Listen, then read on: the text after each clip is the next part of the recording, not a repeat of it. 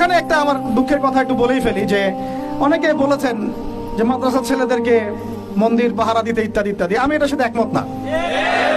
এটার সাথে আমি ব্যক্তিগতভাবে বলছি আর কি, আমি একমত না। কারণ বাংলাদেশে অমুসলিম প্রশাসন আছেন, তাদেরকে ডিউটি দেওয়া যায়।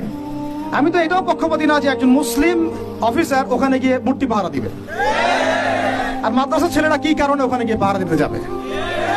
এই যে একবারিয়ে বেশি দরদ দেখানো, এটা আমাদের মনে হয় ভালো হচ্ছে না। আর আমরা যত ইলিশ দেই না কেন, তারা আমাদেরকে কখনো স্বাধীনতা দিবে না। এগুলা বাদ দেন, এগুলোর দিন শেষ। সরাসরি কথা বলতে হবে। কই, তারা তো পাকিস্তানের বাদ ছাড়তে পারে নাই, তারা তো চায়নার বাদ ছাড়তে পারে না, তারা তো অন্যান্য ইভেন নেপালেরও বাদ ছাড়তে পারে না। তাহলে এই যে তিস্তার বাদ আর এই বাদগুলো এত সহজে ছাড়ে কিভাবে? ব্যাপারটা তো এখানে ফয়সালা হবে না যে ছেড়ে দিল, বন্যা হয়ে গেল, আমরা ত্রাণ দিলাম, ফখর করলাম কে কত টাকা ত্রাণ দিয়েছে।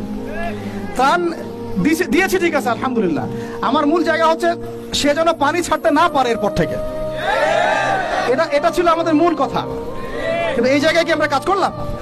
আমরা ত্রাণ দিলাম, আলহামদুলিল্লাহ, ঠিক আছে, কিন্তু আমরা কিন্তু ওই জায়গায় গেলাম না যে এরপর থেকে যেন এই বাদ খোলার সাহস তারা না পায়। তো মূল জায়গায় আসে, আল্লাহ পাক আমাদেরকে আমল করার তৌফিক দান করেন। আমি